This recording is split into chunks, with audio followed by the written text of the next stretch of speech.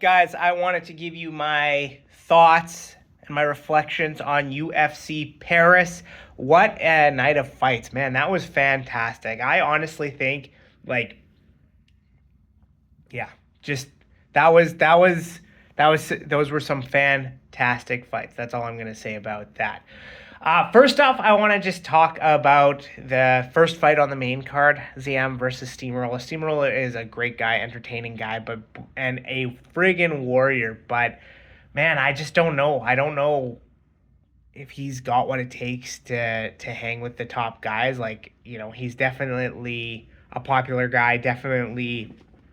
Um, definitely got some skills and got that dog in him. But man, he's eating some brutal KOs, dude.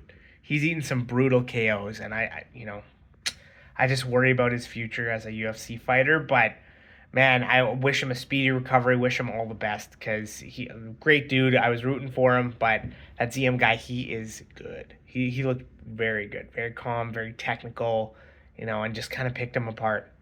Bryan Battle, oh my God, that guy is a gangster. And I said this on Twitter on X a whole bunch. This guy is going to be a Nate Diaz level star. Like, he goes in to the fight. His walkout song is N words in Paris. And then he beats their French guy, their French fighter, and he flips off the whole crowd just like it was nothing, right? And then on the mic, he's like, I know you guys didn't think the Butcher was going to lose a fist fight to a French dude.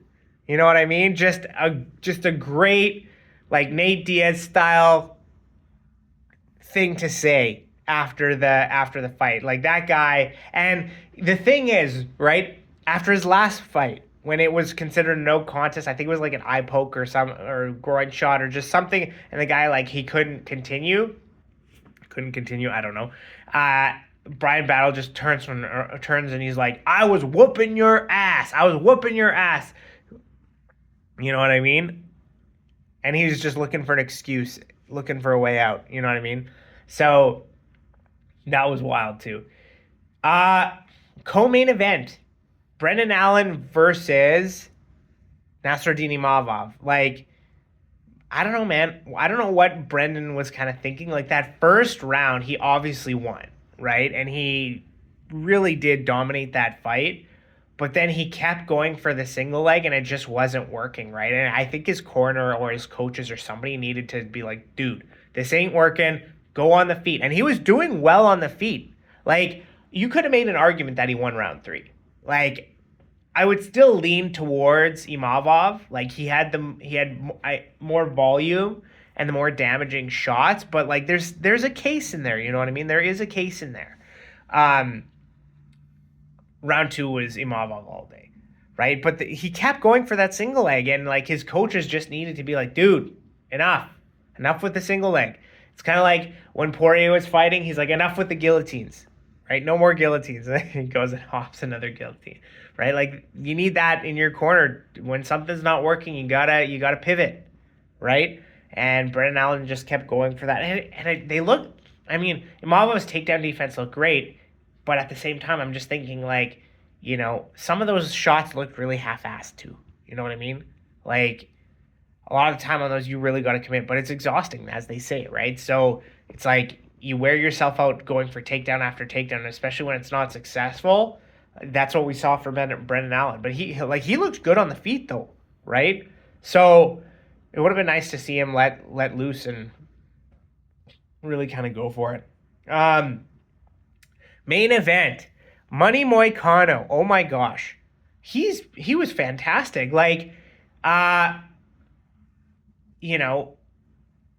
Benoit Saint Denis. So first of all, a lot of you guys coming on here like, Benoit Saint Denis isn't that good. He's washed. He's this. He's that. Money Moicano had an incredible first round. Like, I think 10-7 on the judges' scorecards, 10-8, something like that. It was a dominant first round, which like could have been stopped. You know what I mean? But he can't. Like, the guy is an absolute warrior. He fought through it, even though he was getting beaten up. and then he won the second round. He won the second round, right? So, like after taking that kind of beating, like a lot of people were saying he won the second round. So, like by no means do I think he's washed. I do think he is,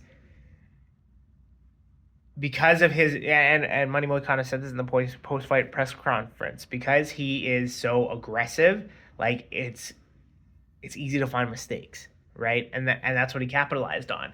So, yeah, it was a crazy fight. Money Moicano, like what a performance.